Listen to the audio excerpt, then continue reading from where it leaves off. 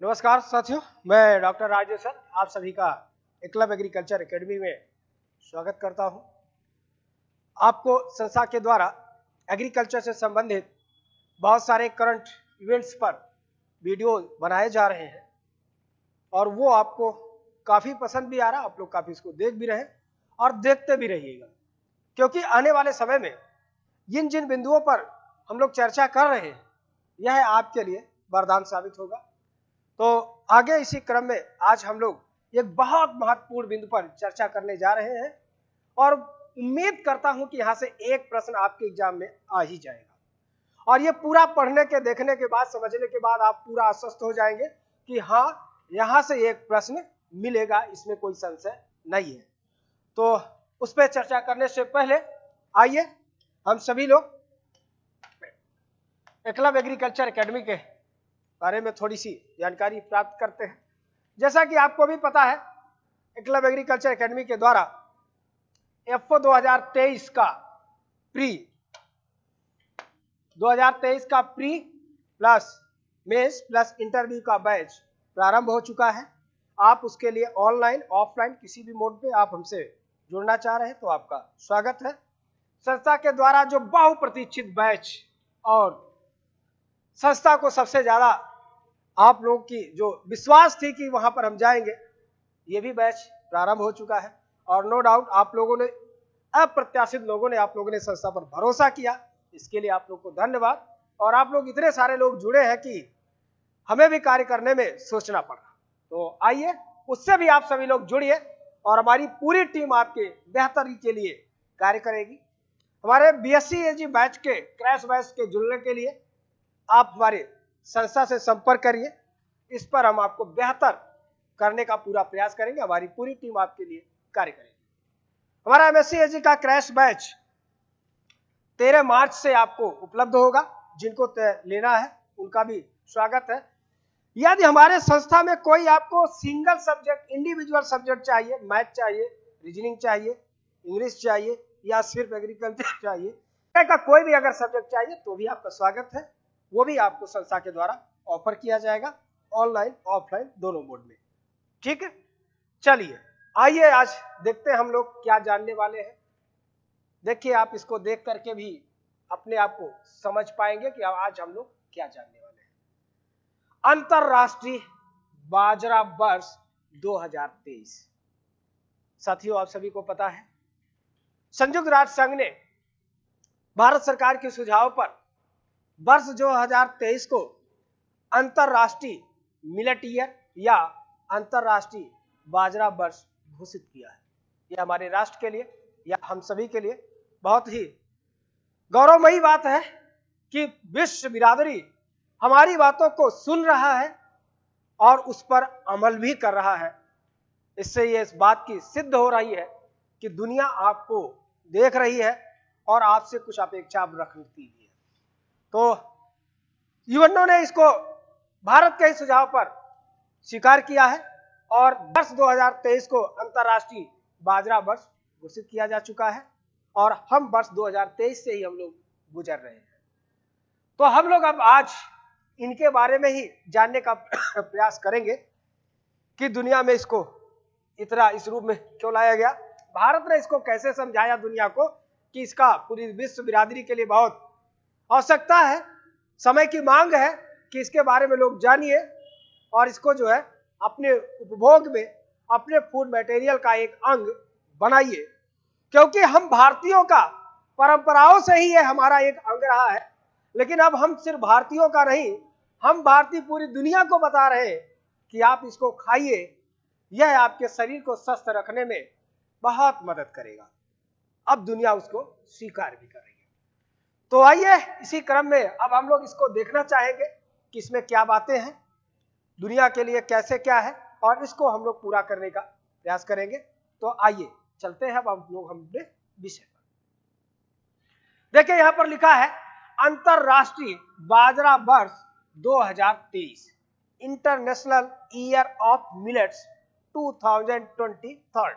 ठीक है, लिखा है संयुक्त राष्ट्र के खाद्यान्न एवं कृषि संगठन FAO, ठीक है, आपको भी पता है FAO का मुख्यालय रोम में है, ने इटली के रोम में अंतरराष्ट्रीय बाजरा वर्ष 2023 के उद्घाटन समारोह का आयोजन किया। यहीं से आपसे सवाल पूछा जाएगा कि अंतरराष्ट्रीय बाजरा वर्ष 2023 के उद्घाटन कहां पर हुआ? क्या वो रोम में हुआ, क्या वो इटली में हुआ, या कहां पर हुआ? और यह किसके द्वारा किया गया? उस संस्था का नाम कृषि खाद्य एवं कृषि संगठन, खाद्य एवं कृषि संगठन। आप इसको खूब पढ़ते हैं, एग्रीकल्चर के छात्र तो खूब पढ़ते रहते हैं, ठीक है। तो कब किया गया, कहां किया गया, देश का नाम, उस शहर का नाम याद होना चाहिए, ठीक है। आगे लिखा है संयुक्त राष्ट्र महासभा ने मार्च 2021 में कब अपने 75वें सत्र में वर्ष 2023 को अंतरराष्ट्रीय बाजरा वर्ष घोषित किया? आपसे सवाल पूछा जाएगा कि संयुक्त राष्ट्र संघ ने अपने किस सत्र में बाजरा को अंतरराष्ट्रीय वर्ष घोषित करने का घोषणा किया? तो कब किया? 75वें सत्र में था, ठीक है। इसका मतलब 75वां सम्मेलन जब चल रहा था संयुक्त राष्ट्र का, बाजरा को अंतरराष्ट्रीय वर्ष घोषित किया गया है, ठीक है। बाजरा के पोषण एवं स्वास्थ्य लाभों और प्रतिकूल एवं बदलती जलवायु परिस्थितियों में खेती के लिए उनकी उपयुक्तता के बारे में जागरूकता बढ़ाने और प्रत्यक्ष नीतिगत ध्यान देने का एक अवसर है, ठीक है। अब इसको क्यों घोषित किया गया, इसके पीछे क्या कारण रहे, भारत ने क्या तर्क दिया दुनिया को, क्या समझाया युवाओं को कि युवाओं को समझ में आया? तो उद्देश्य क्या रहे इसके उद्देश्य में लिखा है खाद्य सुरक्षा एवं पोषण में बाजरा के योगदान के बारे में जागरूकता, ठीक है। मतलब इसका उद्देश्य यह है कि जो बाजरा की जो न्यूट्रिटिव वैल्यू है उसके बारे में लोगों को बताना। दूसरे में लिखा है बाजरा के सतत उत्पादन एवं गुणवत्ता में सुधार के लिए हितधारकों को प्रेरित करना, ठीक है। उपरोक्त दो उद्देश्यों को प्राप्त करने के लिए अनुसंधान एवं विकास तथा विस्तार सेवाओं में निवेश बढ़ाने पर ध्यान देना। कहने का मतलब बाजरे के रिसर्च में, उसके लिए कार्य, उसके विस्तार में के लिए और सेवाओं में निवेश बढ़, मतलब इस फील्ड में लोगों को इंगेज करने के लिए लोगों को प्रेरित करना, यह इसका एक उद्देश्य है, ठीक है। अब कुछ बाजरा की हम लोग सामान्य बातें जानेंगे। हम यहाँ खेती नहीं कर रहे हैं बाजरा की, लेकिन बाजरा को दुनिया अगर इस रूप में जानना चाह रहा है तो उसकी जो हमें कुछ आर्थिक जानकारी होगी वो तो कलेक्ट करना पड़ेगा। तो यहाँ हम लोग वैज्ञानिक खेती नहीं कर रहे हैं, हम उसकी आर्थिक चीजें जानेंगे। तो आर्थिक चीजें में क्या क्या है वो कुछ हम लोग जानने का प्रयास कर रहे हैं। देखिए लिखा है बाजरा एक सामूहिक शब्द है जो कई छोटे बीज वाली वार्षिक घासों का उल्लेख करता है, ठीक है, जिनकी कृषि अनाज की फसलों के रूप में की जाती है, मतलब सीरियल्स, क्योंकि सीरियल्स को ही क्या कहते हैं, अनाज वाली फसल। मुख्य रूप से समशीतोष्ण उपोष्ण कटिबंधीय और उष्ण कटिबंधीय क्षेत्रों के शुष्क क्षेत्रों में सीमांत भूमि पर, मतलब समशीतोष्ण क्षेत्र, उपोष्ण कटिबंधीय क्षेत्र या उष्ण कटिबंधीय क्षेत्रों में इसकी खेती की जाती है। अब कहां कहां पर की जाती है इस पर भी हम लोग एक नजर जरूर डालेंगे। आगे लिखा है जलवायु अनुकूल बाजरा 131 देशों में उगाए जाते हैं। यहां पर भी एक सवाल है, पूछेगा कि बाजरा सामान्यतः दुनिया के कितने देशों में उगाए जाते हैं, तो उनमें इन देशों का नाम कितना आएगा, 131। यह भोजन के लिए उपयोग किया जाने वाला पहले पौध वाला एक प्राचीन खाद्यान्न है, मतलब एक प्लांट वाला जो खाद्यान्न है, एक प्राचीन खाद्यान्न के रूप है, जिसका सबसे प्राचीन प्रमाण 3000 ईसा पूर्व की सिंध सभ्यता में मिलता है। आप लोग एग्रीकल्चर की जो इंडियन एग्रीकल्चर हेरिटेज पढ़ते हैं उसमें इसका जिक्र होता है, आप देखे होंगे, ठीक है। आगे लिखा है बाजरे में 7 से 12% प्रोटीन, 2 से 5% वसा, 65 से 75% कार्बोहाइड्रेट और 15 से 20% फाइबर होता है। यहां से सवाल कुछ भी पूछा जा सकता है, इसलिए यहां के बारे में पूरा आपको जानकारी होना चाहिए। यह पीडीएफ अभी इसी वक्त आपको हम टेलीग्राम चैनल पर डलवा देंगे, आप यहां से प्राप्त करिए, क्योंकि इसके साथ 2 पीडीएफ और नहीं पड़े हैं, अभी हम सब आपको वहां पर पहुंचवा रहे हैं।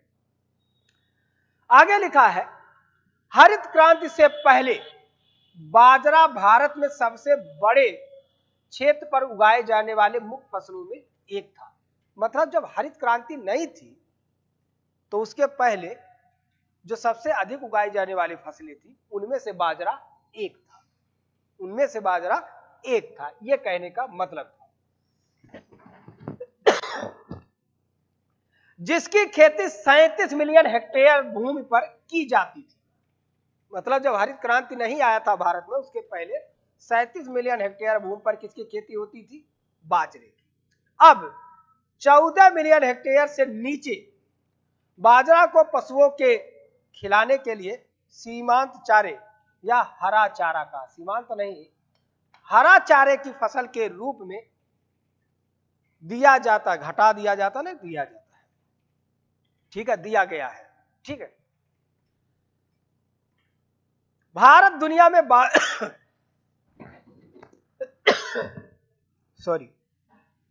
भारत दुनिया में बाजरा का सबसे बड़ा उत्पादक है। आप ध्यान रखिएगा, यहां पर आपसे पूछा जाएगा कि बाजरे का सबसे बड़ा उत्पादक राष्ट्र कौन है?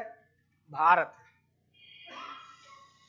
यह वैश्विक उत्पादन का 20%, मतलब विश्व के कुल बाजरा उत्पादन का 20% तथा एशिया के कुल उत्पादन का 80% हिस्सा कवर करता है। यहां से सीधा सवाल आपसे पूछा जाएगा, इसलिए ध्यान पूर्वक इसको आप लोग देखने का प्रयास करेंगे, ठीक है।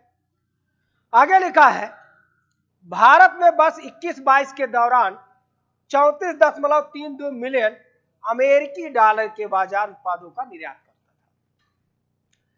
भारत के शीर्ष 5 बाजरा उत्पादक राज्य, ध्यान रखिएगा, भारत के शीर्ष 5 बाजरा उत्पादक राज्य राजस्थान, महाराष्ट्र, कर्नाटक, गुजरात और मध्य प्रदेश है। कौन कौन से हैं? राजस्थान है, महाराष्ट्र है, कर्नाटक है, गुजरात है और मध्य प्रदेश है। इन 5 राज्यों को ध्यान रखिएगा, ठीक है। आगे लिखा है, वैश्विक स्तर पर स्थिति, मतलब विश्व में इसकी क्या स्थिति है। तो लिखा है, भारत, नाइजीरिया और चीन दुनिया में बाजरा के सबसे बड़े उत्पादक हैं, ठीक है।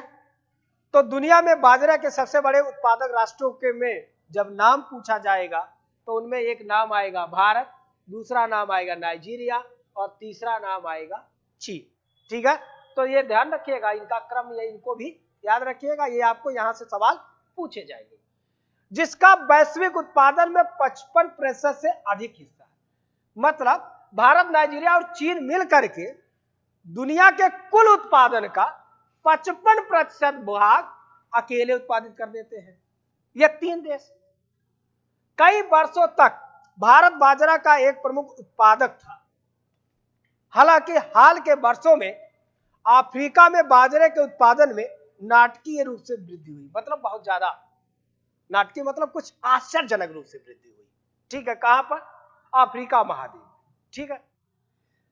आगे लिखा है, वैश्विक स्तर पर ज्वार सबसे बड़ी बाजरा फसल है, अरे ठीक है। ज्वार के प्रमुख उत्पादक संयुक्त राज्य अमेरिका, चीन, ऑस्ट्रेलिया, भारत, अर्जेंटीना, नाइजीरिया और सूडान है। इसमें देखिएगा एक नाम और भी आता, सूडान, ये भी एक नाम है, सूडान भी इसमें नाम आता है। बाजरा एक अन्य प्रमुख मिलेट फसल है। मिलेट में जानते ही है, मोटे अनाज वाली फसल है। क्या है यह? एक मोटे अनाज वाली फसल है। भारत और कुछ अफ्रीकी देश इसके प्रमुख उत्पादक है। नो डाउट भारत ही नहीं, अन्य देश भी इसके उत्पादक राष्ट्र के रूप में जाने जाते हैं। ठीक है, अब बाजरा को बढ़ावा देने के लिए की गई पहल। अब बाजरा को बढ़ावा देने के लिए भारत सरकार क्या करती है? आपको भी पता है, बाजरा जो डायबिटिक पेशेंट है उनके लिए एक बहुत अच्छा खाद्यान्न के रूप में यह जाना जाता है। और हमारे देश में पहले इन सीरियल्स को, इन मिलेट्स को खूब लोग खाते थे, और ये डायबिटीज, शुगर, इस तरह की चीजें कभी उनको होती ही नहीं थी। और हम लोग सॉफ्ट फूड की तरफ बढ़े हैं, तो देखिए हम लोग के साथ क्या से क्या हो रहा है। इसलिए इससे कहने का तात्पर्य है कि अपने जीवन में मोटे अनाज की महत्ता को बढ़ाइए, उनके कंजप्शन को बढ़ाइए। यदि आप अधिक समय तक स्वस्थ और निरोगी रहना चाह रहे हैं तो अपने आहार में मोटे अनाज का भाग बढ़ा लीजिए। बिना पैसे के हम लोग स्वस्थ रहेंगे और निरोगी बने रहेंगे। ठीक है, आइए देखते हैं इसमें क्या कहा गया है। बाजरे को बढ़ावा देने के लिए की गई पहल। वर्ष 2018 में राष्ट्रीय बाजरा वर्ष। अब आपसे देखिए, 2023 को अंतरराष्ट्रीय बाजरा वर्ष घोषित किया गया, लेकिन भारत ने वर्ष 2018 को क्या घोषित किया था? राष्ट्रीय बाजरा वर्ष। तो हो सकता है आपको यह पूछ ले, भारत ने किस वर्ष को राष्ट्रीय बाजरा वर्ष घोषित किया था? तो किसको किया था? वर्ष 2018 को किया था। और तब से बाजरा को उनके पोषण मूल्य और मधुमेह विरोधी गुणों के कारण पोषक अनाज, ठीक है, ये आपसे पूछा जाएगा, ये वाला पोषक अनाज नाम दिया गया है। आपसे पूछेगा निम्न में से किसे पोषक अनाज कहा जाता है? न्यूट्रीफाई सीरियल्स कहा जाता है। ठीक है, तो न्यूट्रीफाई या पोषक अनाज किसे कहा जाता है? बाजरा को कहा जाता है। बाजरे की खेती करने वाले को समर्थन देने के लिए न्यूनतम समर्थन मूल्य में वृद्धि की गई। मिनिमम सपोर्ट प्राइस में भी क्या की गई है? वृद्धि की गई है। ठीक है, किसान उत्पादक संगठनों के माध्यम से किसानों को बीज एवं इनपुट की आपूर्ति की जा रही है। ठीक है, कौन? सरकार के द्वारा। वर्ष 2022-23 के केंद्रीय बजट में बाजरे की कटाई के बाद के मूल्यवर्धन, घरेलू खपत को बढ़ाने और बाजरा की ब्रांडिंग आदि के लिए समर्थन प्रदान किया गया। मतलब भारत सरकार इसको स्वयं तमाम तरह से क्या कर रही है? सपोर्ट कर रही है। ठीक है, समक्ष आंगनवाड़ी, ध्यान रखिएगा, ये वाला ये पूछा जाएगा। समक्ष आंगनवाड़ी पोषण 2.0 मध्याह्न भोजन में सप्ताह में कम से कम एक बार बाजरे की आपूर्ति आवश्यक है। और सवाल आपसे यही पूछा जाएगा। ठीक है, कि कहां पर मिड बाजरे को उपलब्ध कराना अनिवार्य कर दिया गया है? तो कहां पर? आंगनवाड़ी। ठीक है, और पोषण 2 के तहत जो मिड डे मील योजना, हमारे प्राइमरी और मिडिल स्कूलों में जो बच्चों को मध्याह्न भोजन दिया जाता है, वहां पर भी सप्ताह में एक दिन, ठीक है, क्या करना है? इससे बनते पकवान उपलब्ध कराना होगा। ठीक है, कम से कम एक बार बाजरे की आपूर्ति अनिवार्य करता है। ठीक है, तो ये बाजरे का यह एक हमने आपको वह अवलोकन कराया जिसके आधार पर आपसे यहां से प्रश्न पूछे जाएंगे। और ध्यान से, इनमें से प्रश्न 4-5 हैं और यह प्रश्न आपसे पूछे जाएंगे। यदि आप एग्रीकल्चर से संबंधित 2-3 एग्जाम से आप गुजर रहे तो एक जगह आपको ये मिल जाएगा। इसलिए ध्यानपूर्वक इस पीडीएफ को पढ़िएगा और इससे नोट बनाइएगा। अलग अपना एक क्वेश्चन के रूप में हम जब इसका एग्रीकल्चर का भी क्वेश्चन आंसर, स्टैटिकल एग्रीकल्चर का हम जब वो चलाएंगे, सीरीज चलाएंगे, तो इनमें से क्वेश्चन हम भी निकाल के आपको रखेंगे, क्योंकि ये क्वेश्चन पूछे ही जाएंगे। इसलिए आप इसको अलग करिएगा। ठीक है, अब आपको संस्था से अन्य कोई जानकारी के लिए भैया हमारा 94 15 25 25 72 पर संपर्क करिएगा। एकलव्य एग्रीकल्चर एकेडमी के द्वारा UP CATET, BHU, JRF, SRF का हमारा बैच चल रहा है। एमएससी एजी का क्रैश कोर्स हमारा 23 मार्च से मिलेगा।